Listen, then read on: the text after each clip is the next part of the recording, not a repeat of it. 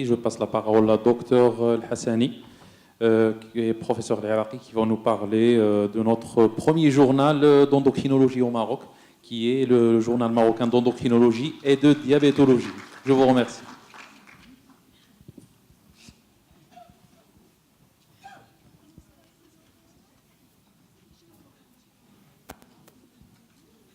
Salam alaikum. Merci à tous de rester dans les salles et on est vraiment ravis que le congrès se passe dans des bonnes conditions et que les gens assistent. Juste avant de démarrer, ça ne va pas durer longtemps par rapport au GIMED. On va parler, essentiellement remercier les 3 laboratoires sponsors qui ont beaucoup investi. Et je voudrais remercier ici tous les collègues qui ont tenu à avoir un abonnement.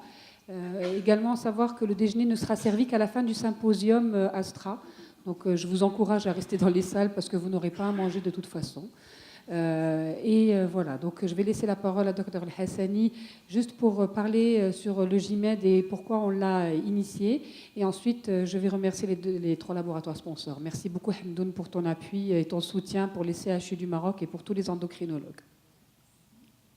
Merci pour tous les endocrinologues du Maroc pour leur appui et leur adhérence à l'ASMédian. Rien que pour l'histoire, le GIMED, c'est un journal qui devait apparaître il y a une dizaine d'années au moins. On a attendu, mais je pense que le temps qu'on a passé, c'était pour attendre un nombre suffisant d'endocrinologues et diabétologues au Maroc pour donner un temps plus à l'ASMédian pour acquérir plus de maturité et pour qu'elle puisse avoir son organe d'expression comme toutes les sociétés savantes qui existent partout.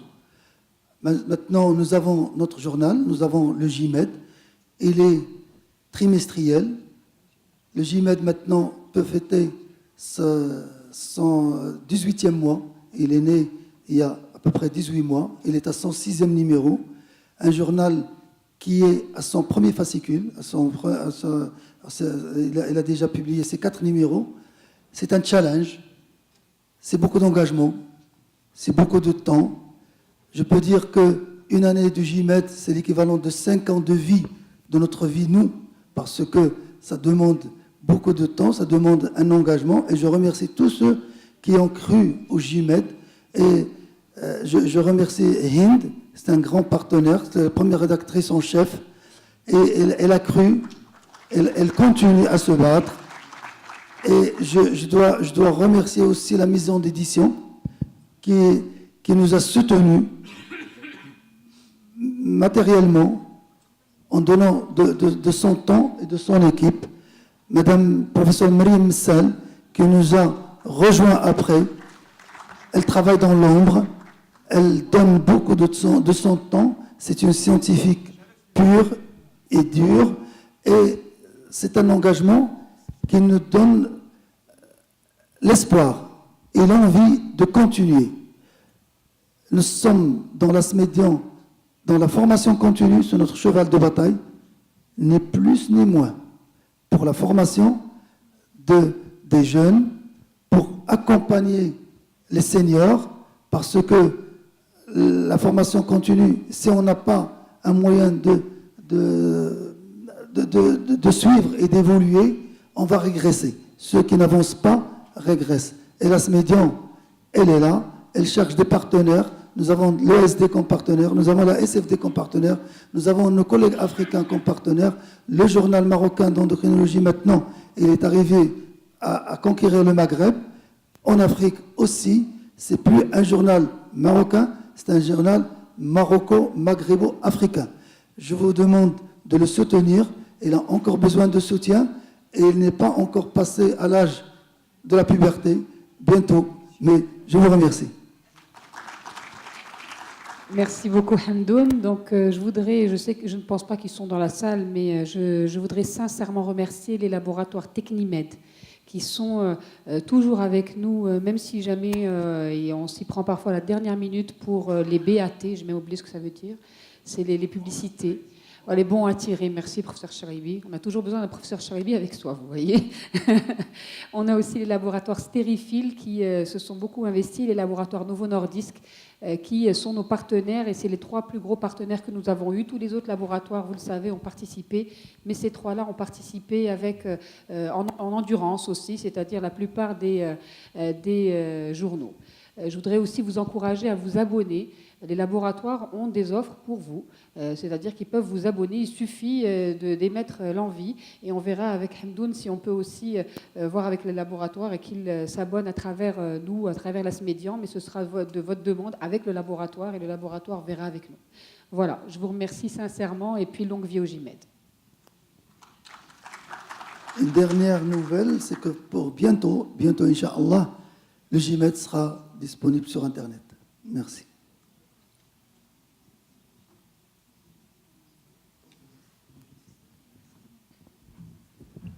Alors, dernier sujet de cette matinée, je repasse la parole à mon ami Hind El-Iraqi pour nous parler d'un sujet passionnant concernant les inhibiteurs du SGLT2, qui est une conférence parrainée par les laboratoires AstraZeneca. À toi la parole, Hind. Merci beaucoup, cher ami. On a discuté des nouveautés et des actualités, et on va justement un petit peu approfondir les glyphlosines. Et j'ai mis oui mais encore parce que j'ai fait un topo pour revenir sur l'histoire des médicaments en diabétologie, pour voir pourquoi est-ce qu'on a besoin de nouveaux médicaments, pourquoi est-ce que c'est important d'utiliser tous les médicaments, et aussi de voir que chaque médicament a sa place. Alors mes conflits d'intérêts sont aussi nombreux. Et juste avant de démarrer le topo, je pense que vous avez tous des smartphones. À la fin, je vais vous proposer 3 petites questions où c'est anonyme, on ne connaît pas vos noms, hein, mais si vous tapez slido.com sur votre téléphone, eh bien, vous allez pouvoir répondre aux 3 questions qui vont suivre mon topo. Vous devez taper, donc vous avez vu AZ Maroc dans le champ texte comme ici, là où c'est marqué. Ensuite, vous allez saisir votre nom, ne saisissez pas le mien. On ne va pas regarder vos noms et venir voir si vous avez raison ou tort. Et ensuite, vous allez juste accepter l'utilisation pour rejoindre. Attention, maintenant, vous allez avoir une page blanche. Ce n'est qu'à la fin du topo, lorsque le quiz va démarrer, que vous allez avoir vos 3 questions pour que vous puissiez y réfléchir. Ceci, c'est vraiment pour nous, pour pouvoir voir qu'est-ce qui est important par rapport à cette nouvelle thérapie.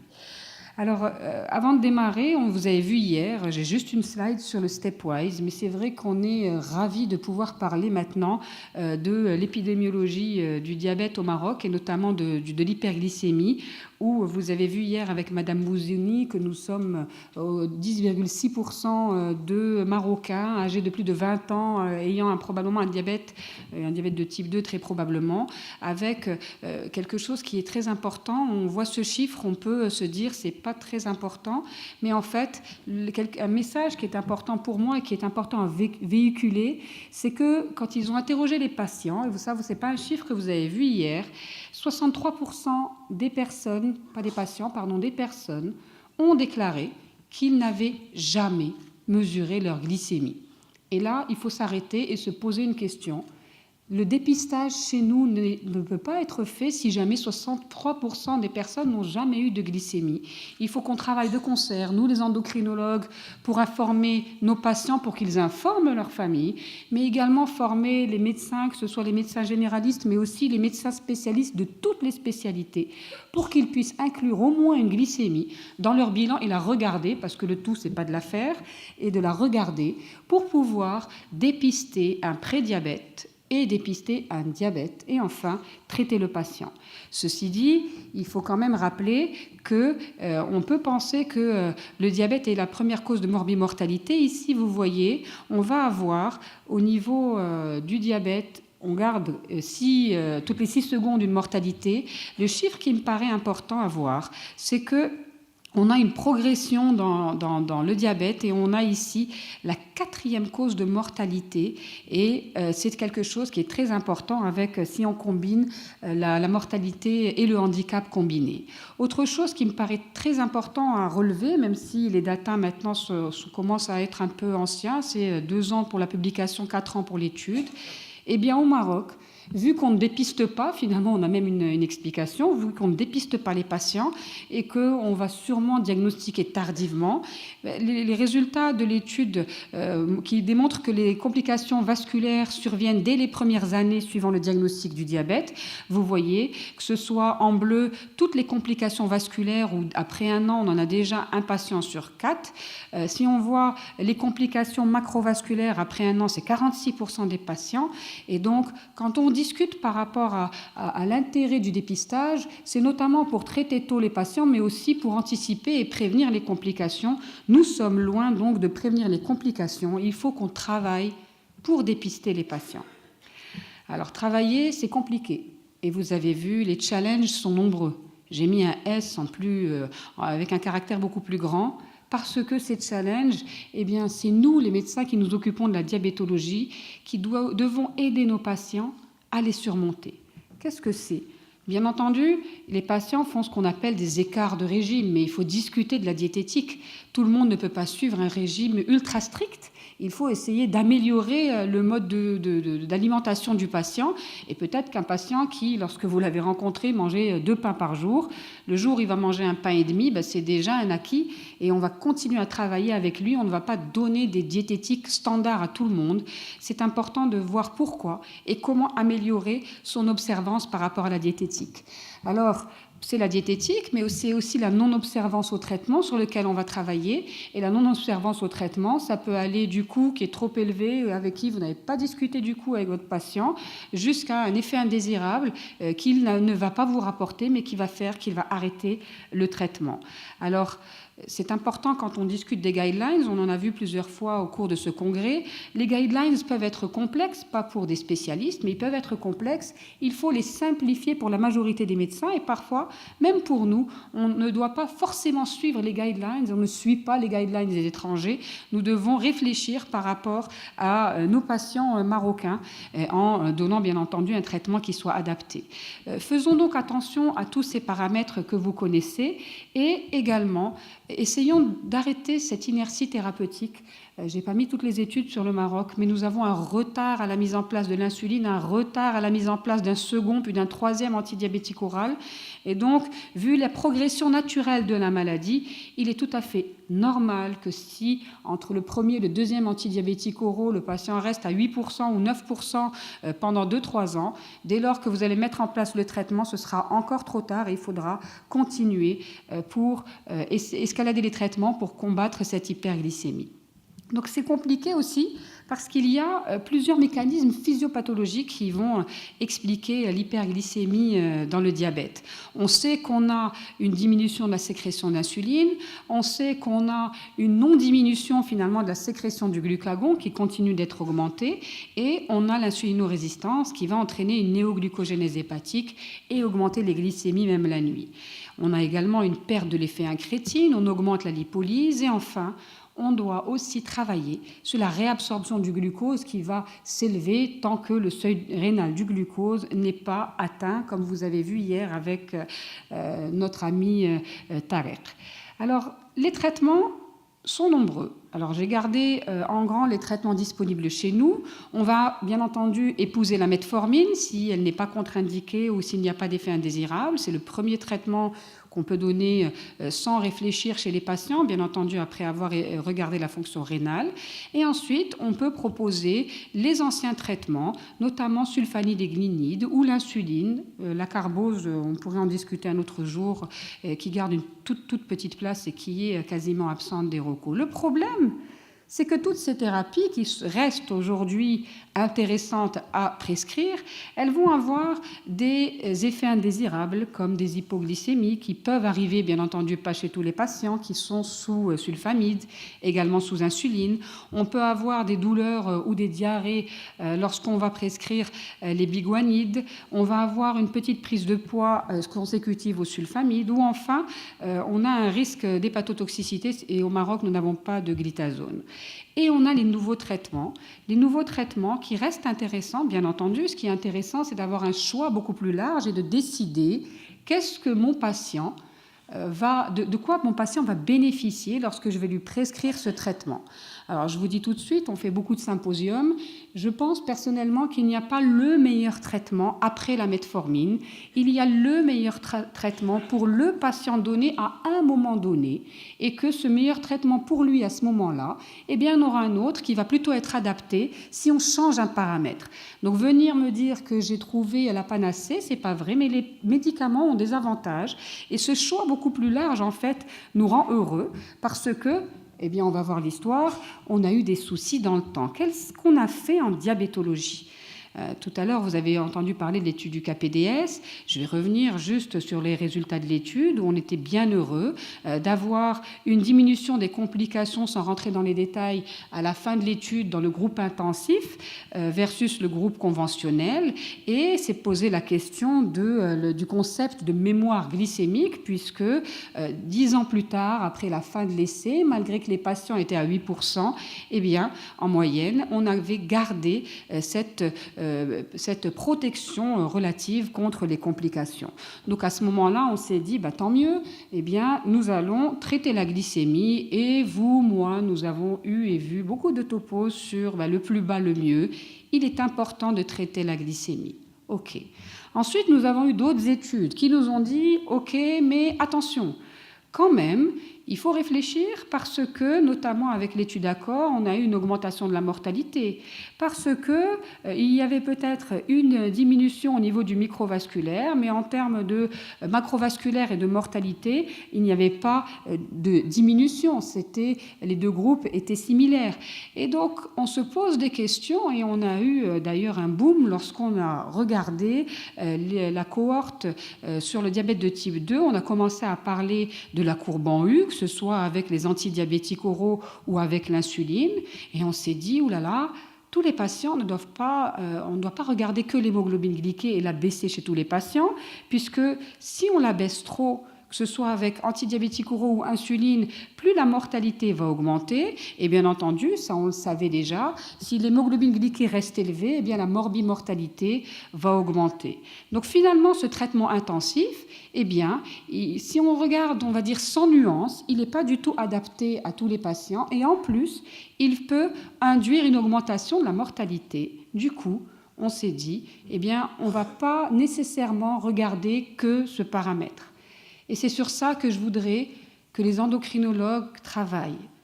Quand vous avez un patient devant vous, avant, on cherchait juste à baisser l'hémoglobine glyquée. Maintenant, baisser l'hémoglobine glyquée, c'est bien. Mais si c'est baisser trop et entraîner une surmortalité, ça ne va pas servir beaucoup votre patient, que ce soit dans la morbidité ou dans la mortalité. Et donc, nous avons d'autres paramètres aujourd'hui à prendre en considération pour pouvoir traiter un patient. Autant garder un patient à 7,5% d'hémoglobine glyquée avec des médicaments qui ont prouvé une sécurité cardiovasculaire, notamment si le patient est à très haut risque, je ne vous dis pas que c'est pour tous les malades, et plutôt que de l'avoir à 6,5% et qu'il fasse un infarctus du myocarde derrière. Et vous le savez, les études cardiovasculaires dans le diabète de type 2 publiées et en cours sont très nombreuses, avec soit des réponses qui étaient une supériorité, c'est-à-dire que le médicament avait montré des bénéfices, avait démontré une diminution de la morbidité, une diminution de la mortalité lorsqu'on utilisait ces médicaments versus placebo chez des patients qui avaient gardé un équilibre similaire, et d'autres médicaments qui étaient neutres, et d'autres médicaments, notamment les anciens, qui n'avaient pas d'études. Alors, qu'est-ce qu'on va faire devant un patient diabétique de type 2 ? C'est vrai que plus on a de médicaments, finalement, plus c'est compliqué. Moi, je vais dire, plus c'est stimulant. On va réfléchir. Parce qu'ils peuvent paraître tous pareils, tous différents, mais ils sont tous uniques. C'est comme l'être humain. On est tous pareils, tous différents, mais on est tous uniques. Et tous uniques, ça veut dire quoi ? Ça veut dire que pour nous traiter, pour traiter ces patients, eh bien, on ne va pas uniquement rester glucocentré, mais on aura beaucoup de paramètres à prendre en considération. Quels sont ces paramètres ? On va d'abord individualiser, bien entendu.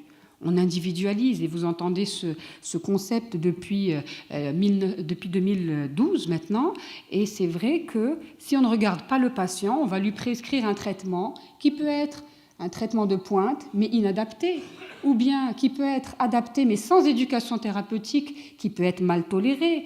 Et l'ADA EASD, dans sa dernière version, a parlé des objectifs de la prise en charge. Et vous voyez comme moi que le centre, finalement, ce n'est pas du tout de diminuer l'hémoglobine glyquée. Bien sûr, on va la diminuer, mais on va la diminuer pas très bas chez tous les patients. Eh bien, on veut d'abord prévenir les complications, prévenir la mortalité aussi, bien entendu, et améliorer la qualité de vie de nos patients. Et pour ce faire, eh bien, on va travailler sur plusieurs paramètres avec le patient, d'où les difficultés de nos consultations et le temps que prennent nos consultations, qui est aussi à prendre en considération, ce temps qui est important et qui nous permet finalement de faire une prise de décision partagée avec notre patient et d'individualiser. Donc individualiser selon l'ADA EASD, qu'est-ce que c'est ? C'est la metformine pour tous. Ça, on ne réfléchit pas, sauf s'il y a un effet indésirable ou une contre-indication. Et ensuite, vous allez regarder vos patients et regarder combien les consensus, combien ces études ont eu comme impact sur les recommandations et les consensus. On nous dit, après la metformine, on ne regarde pas l'hémoglobine glyquée du patient. On va d'abord regarder le profil du patient. Est-ce que ce patient est à haut risque cardiovasculaire ? Est-ce que ce patient est en prévention secondaire ? Est-ce que ce patient a une maladie rénale chronique ? Et donc, c'est la première évaluation qu'on va faire pour pouvoir décider des suites du traitement. Alors, on pourra discuter. Le coût, bien entendu, est important. Et dans notre pays, les médications qui sont ici représentées, qui sont les agonistes du récepteur au GLP-1, mais également les glyphosines, eh bien, certaines, ceux qui ont eu un impact dans les études de morbimortalité cardiovasculaire, eh bien, à ce moment-là, le coût direct peut être important, mais il faut parler aussi du coût indirect par rapport aux complications cardiovasculaires. Et donc, réfléchissons d'abord en profil patient. Et lorsqu'on a regardé notre profil patient, s'il est en prévention secondaire ou à très haut risque cardiovasculaire, eh bien, nous allons ensuite resplitter. Est-ce que le patient va avoir une maladie cardiovasculaire bien déterminée? Dans ces cas-là, on va s'orienter vers un agoniste du récepteur au GLP-1. Et si jamais on va proposer justement les SGLT2, à ce moment-là, il va falloir vérifier que le patient n'est pas en insuffisance rénale chronique. Également, lorsqu'on va avoir une insuffisance cardiaque, à ce moment-là, de façon préférentielle, on va choisir les SGLT2. Et du coup, cette réflexion, elle ne se base plus que sur votre profil patient. Pourquoi ? Vous le savez, j'ai fait un petit résumé des différentes études qu'on a vues. Eh bien, les études, notamment l'étude en PAREG, qui a été la première étude sur les SGLT2 à avoir démontré qu'il y avait une diminution de la morbimortalité cardiovasculaire versus placebo, eh bien, cette étude, que ce soit au niveau du critère composite avec les 4 critères MES, mais aussi pour la mortalité, on se rend compte que très rapidement, on va avoir un bénéfice surajouté par rapport à l'empagliflozine. Par la suite, la canagliflozine a démontré la même chose. On a peut-être eu des petits soucis par rapport, on verra tout à l'heure, aux amputations, mais c'est vrai que ces deux glyphosines ont été celles qui ont démontré initialement qu'il y avait un bénéfice au niveau cardiovasculaire. Et est-ce qu'on se pose la question, est-ce que c'est un effet de classe ? On a eu le liraglutide, par exemple, et d'autres agonistes du récepteur au GLP-1 qui ont démontré une supériorité par rapport aux maladies cardiovasculaires, mais on en a eu d'autres, comme le lixizénatide, qui avait une neutralité cardiovasculaire. Et donc, la grande question qui se pose, c'est est-ce que tous ces médicaments de la même classe, eh bien, vont avoir des bénéfices qui sont similaires ? Et on peut regarder justement une étude qui n'est pas une étude de mortalité cardiovasculaire, mais une cohorte qui a été suivie avec les différentes glyphosines et qui a démontré justement qu'on a utilisé la DAPA, la CANA et l'empagliflozine. On voit par exemple ici au niveau des pays européens où la dapagliflozine est la plus utilisée, où on va avoir finalement chez les patients qui ont une insuffisance cardiaque un net bénéfice pour pouvoir à ces molécules. Et ce net bénéfice, il est important. Ça peut aussi vous conditionner votre profil patient.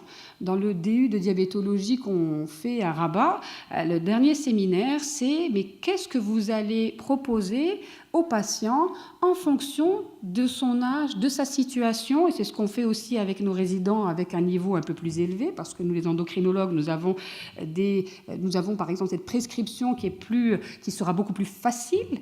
Eh bien, qu'est-ce qui va faire que nous allons choisir ces traitements? Et un des profils patients, bien entendu, c'est l'insuffisance cardiaque. Mais j'aimerais bien, pendant la discussion, que vous me proposiez d'autres profils patients, parce que les glyphlosines, on a vu hier et aujourd'hui au niveau physiopathologique, je ne vais pas revenir sur ça devant un parterre d'endocrinologues, on sait qu'une fois que le glucose est filtré, eh bien, il va être réabsorbé,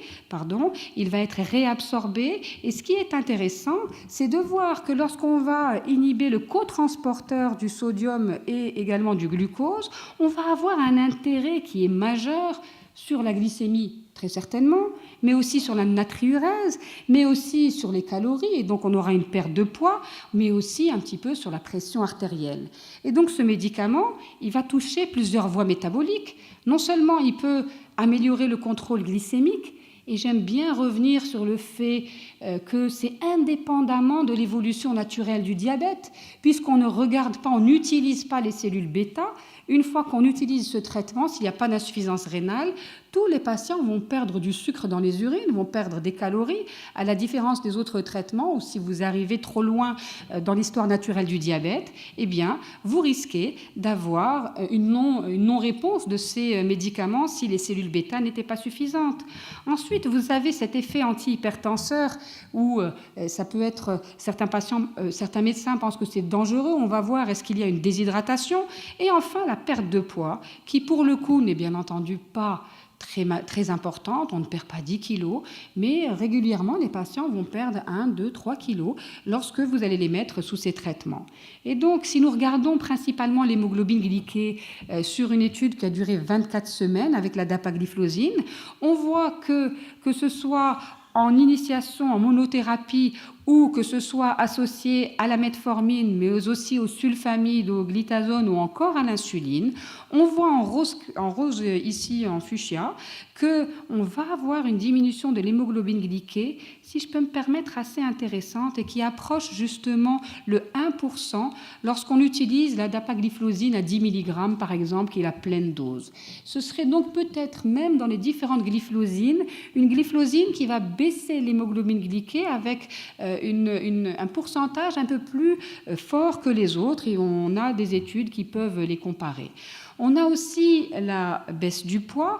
Comme je vous l'ai expliqué, si le patient n'a pas d'insuffisance rénale, eh bien, tous les patients vont perdre du sucre et donc des calories. Et vous comprenez bien que finalement, en moyenne, eh bien, que ce soit en monothérapie toujours ou associé aux autres traitements, on peut avoir une perte qui va jusqu'à 4 kg en moyenne, 3-4 kg, chez les patients qui utilisent la dapagliflozine à 10 mg. Quid des hypoglycémies? Est-ce qu'on fait plus d'hypoglycémie? Vous avez bien compris que c'est un médicament, s'il n'est pas associé à l'insuline ou au sulfamide ou au glimide, eh bien c'est un médicament qui a un très faible risque d'hypoglycémie. Vous voyez, 5,4% versus 50% lorsqu'on va le combiner à un sulfamide. Donc la question... Prescrire finalement des glyphlosines ou avoir dans notre arsenal thérapeutique des glyphlosines, est-ce qu'il y a que des plus? Mais les plus, on les voit bien. On voit que pour certains, notamment dans les études pour la dapagliflozine que je vous ai montrées, eh bien l'hémoglobine glyquée peut baisser et on peut également avoir ce bénéfice pour le patient.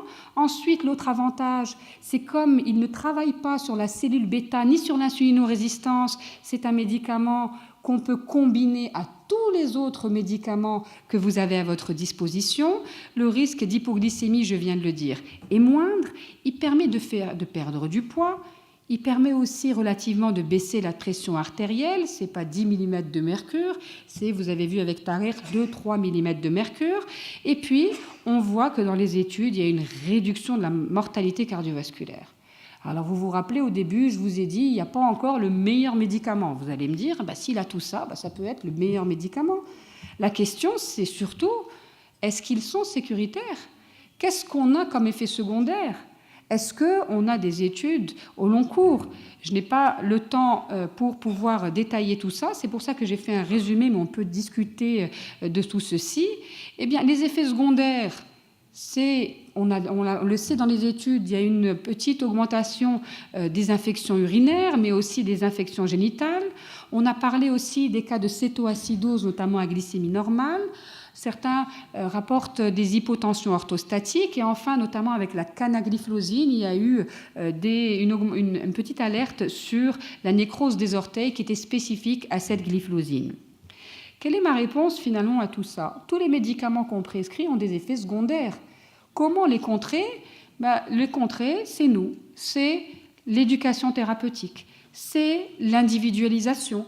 Lorsque vous avez une patiente qui vous dit « l'an dernier, j'ai fait 2 infections urinaires », vous le voyez dans le dossier, c'est peut-être pas une candidate à n'importe quelle glyphlosine.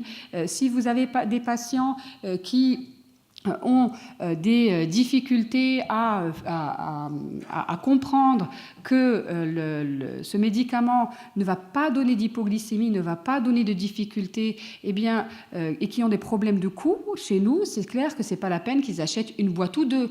Il faut vraiment regarder quel est ce profil patient, et le profil patient, on va en parler. Ce profil patient, c'est des patients chez qui vous cherchez finalement beaucoup de paramètres.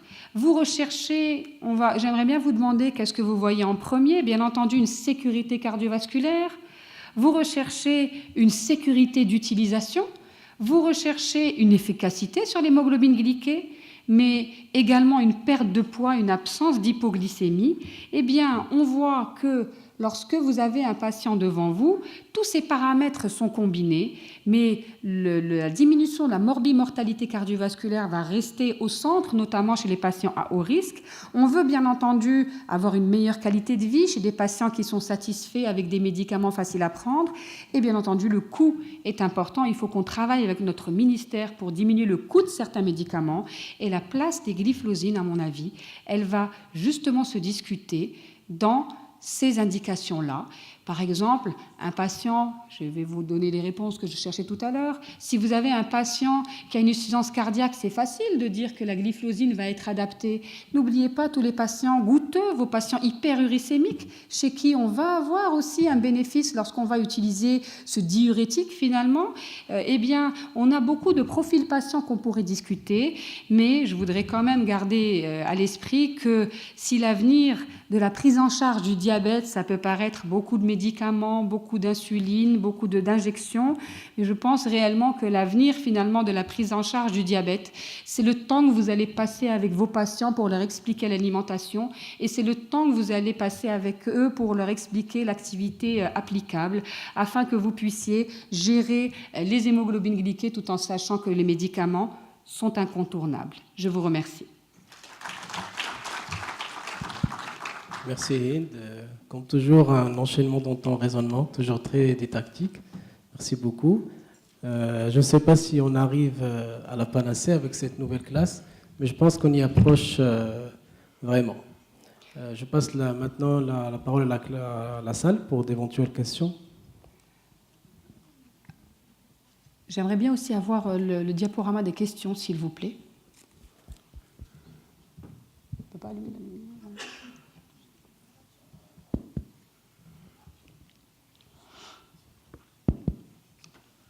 Donc, le temps que vous réfléchissiez à vos questions, on va vous en poser. La première question, il faut faire attention, il y en a une qui est fausse. Est-ce que la dapagliflozine va agir sur la réabsorption tubulaire du glucose? Est-ce qu'elle favorise l'excrétion accrue du glucose dans l'urine? Vous avez pu, avec vos téléphones, arriver à l'application? Vous n'avez pas fait de code? AZ Maroc avec, comment il s'appelle, le hashtag, voilà. Hashtag AZ Maroc. Ce serait plus sympathique avant de démarrer. Hicham, tu as pu? Tu n'as pas encore les questions? Alors, on va attendre que les questions arrivent. Est-ce que vous avez d'autres questions qui peuvent arriver ou des candidats à proposer? Docteur Beizri a réussi, donc je suppose qu'on peut y arriver.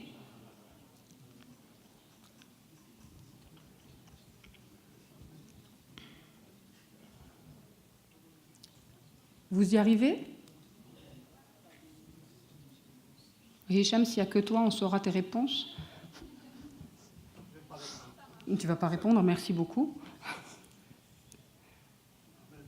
Ça marche?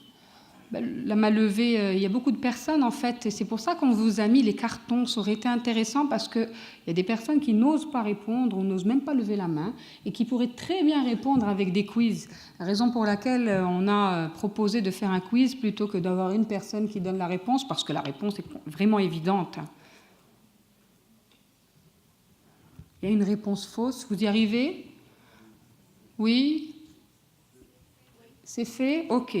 Donc, quelle était la réponse fausse? Bien entendu, la C, et c'est tout l'intérêt finalement de ce médicament, puisque le mécanisme d'action complètement indépendant de l'insulinémie fait que vous pouvez prescrire ce médicament, quel que soit le moment de l'évolution naturelle du diabète que vous allez avoir chez votre patient. Alors la deuxième question, c'est une réponse toujours, mais celle-là, c'est une réponse qui est correcte. Est-ce que la dapagliflozine entraîne une diminution rapide et brutale de la glycémie? Est-ce qu'associée à la metformine, elle n'entraîne pas d'hypoglycémie majeure? Est-ce que si on l'associe au sulfamide, elle n'entraîne pas d'hypoglycémie majeure? Et est-ce qu'elle stimule directement la sécrétion d'insuline et ainsi peut induire des hypoglycémies? Il y a une seule réponse évidente qui est correcte. Oui, on l'a. C'est B, oui, c'est B pour ceux qui ont également utilisé leur smartphone. Bien entendu, c'est le B et c'est tout l'intérêt de ces nouvelles thérapies finalement, de ne pas entraîner d'hypoglycémie majeure.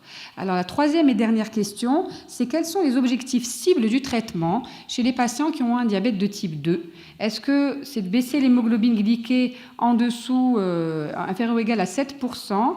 Est-ce qu'on va personnaliser l'hémoglobine glyquée en regardant aussi l'organoprotection sans hypoglycémie, sans prise de poids? Est-ce que l'hémoglobine glyquée doit baisser en dessous de 7% sans hypoglycémie et sans prise de poids? Ou est-ce qu'on va avoir uniquement une hémoglobine glyquée aux objectifs personnalisés seulement? À quoi vous allez penser? Là, oui.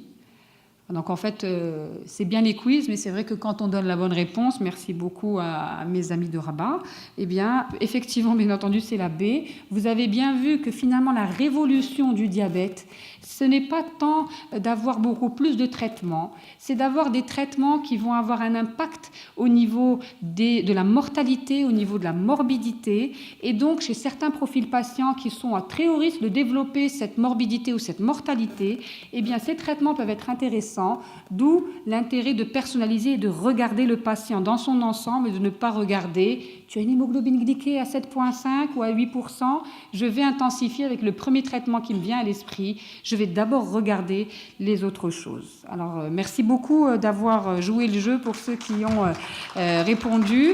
Est-ce qu'on peut avoir une ou deux questions, messieurs les modérateurs? Oui, c'est Douiri. Docteur Douiri.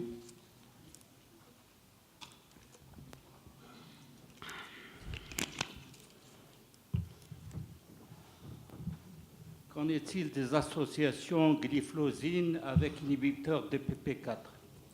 Alors, l'intérêt justement des glyphosines, c'est comme j'ai dit, de pouvoir être associé à différents traitements. Et on a effectivement des études qui ont prouvé que avec la metformine, ces deux médicaments combinés avaient un bénéfice. Alors, sur la baisse de la glycémie sans faire d'hypoglycémie, le mécanisme étant complémentaire, il y a une synergie d'action. Et puis l'avantage ensuite sur la mortalité cardiovasculaire, il est bien entendu consécutif aux glyphosines, puisque les inhibiteurs de la DPP4 n'ont pas démontré une supériorité, mais une non-infériorité. Donc si on oublie le coût finalement ou le remboursement, c'est vrai que ces thérapies peuvent être adaptées, notamment chez les personnes, comme on a dit, fragiles ou les personnes à haut risque cardiovasculaire ou en prévention secondaire. C'est tout à fait possible. Un micro ici, s'il vous plaît. Bonjour. Qu'en est-il de la prescription des glyphosines chez les personnes qui ont des problèmes urologiques? Notamment, on a beaucoup de patients qui ont des adénomes de prostate avec un risque infectieux important.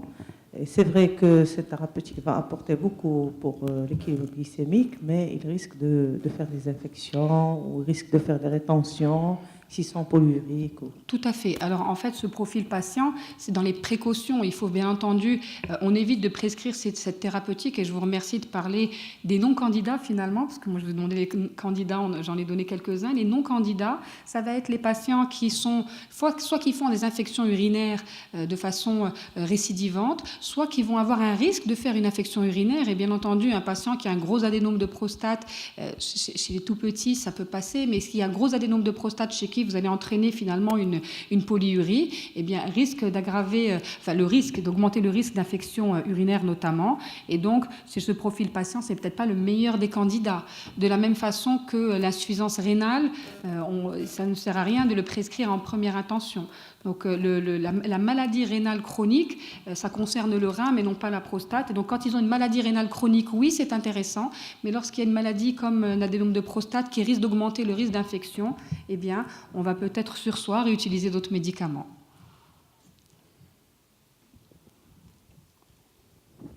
Encore une question, docteur Toueri. Il faut insister sur l'intérêt des nouvelles médications en ce qui concerne le ramadan, puisqu'on a à côté. Alors, c'est vraiment une excellente question. J'aurais dû même rajouter une slide sur ça. J'aurais dû rajouter une slide pour dire qu'il ne faut pas jeûner, point. Parce qu'il ne faut pas jeûner quand on est diabétique, point. Maintenant, arriver à faire jeûner des patients sous glyphosine avec la diurèse qui augmente, alors que nous, bon là, c'est vrai que le climat est inhabituel, mais dans un mois, il fera bien chaud. Et en plus, même s'il ne faisait pas chaud, le fait de jeûner va entraîner non pas une déshydratation, mais chez le diabétique, très probablement, on va aggraver la déshydratation. J'ai vu personnellement des études sur les glyphosines et ramadan. Ça m'a presque choquée. Rien de penser faire ce genre d'études. Maintenant, quand vous regardez, il y a des réflexions pour dire que les glyphosines contre-indiquent le jeûne. Et chez les médecins, les écrits où le jeûne est, entre guillemets, permis, je pense qu'ils ne devraient pas jeûner du tout, mais la glyphosine risque d'aggraver les conséquences, que ce soit l'infection urinaire, le risque de déshydratation. Alors, pour le coup, on ne va pas leur assurer des complications, à mon sens, mais presque. Donc, pas de jeûne de toute façon. Et surtout pas sous glyphosine.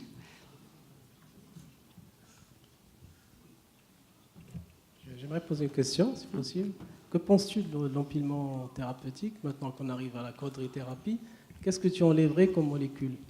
En quadrithérapie, je réponds toujours, je regarde le patient, parce que j'ai des patients chez qui le sulfamide peut être adapté, j'ai des patients chez qui les glyphosines vont être adaptées. Alors c'est sûr que si jamais je suis en prévention secondaire, ça m'enlève d'emblée le sulfamide si je dois choisir entre les trois, mais le sulfamide peut rester indiqué chez des patients diabétiques jeunes qui vont avoir pas de complications. L'empilement des 4 peut-être va venir, mais je pense qu'au niveau même financier, ça fait un peu lourd. Au niveau nombre de comprimés, ça fait lourd. Et surtout, si on parle des 3 autres médications en dehors des glyphosines, vu qu'elles agissent tous sur l'insulinorésistance et la cellule bêta, on risque d'être dépassé très rapidement. Mais je pense sincèrement qu'on va avoir plutôt une trithérapie. La quadrithérapie me semble difficile et je n'ai pas vu d'études sur la quadrithérapie au long cours. Si on doit en enlever une, on enlèvera celle qui, par exemple, s'il était sous agoniste du récepteur au GLP1, très clairement que je vais ne pas utiliser les inhibiteurs de DPP4. Il y a beaucoup d'écrits sur l'association glyphosine agoniste du récepteur au GLP1 pour la diminution sur l'hémoglobine glyquée, mais aussi pour la diminution dans le risque de complications cardiovasculaires. Ça peut être cette fois-ci une association intéressante, si on oublie le coût, bien entendu. Donc, s'il n'y a plus de questions, je pense qu'on est arrivé au terme de cette session. Je vous remercie tous.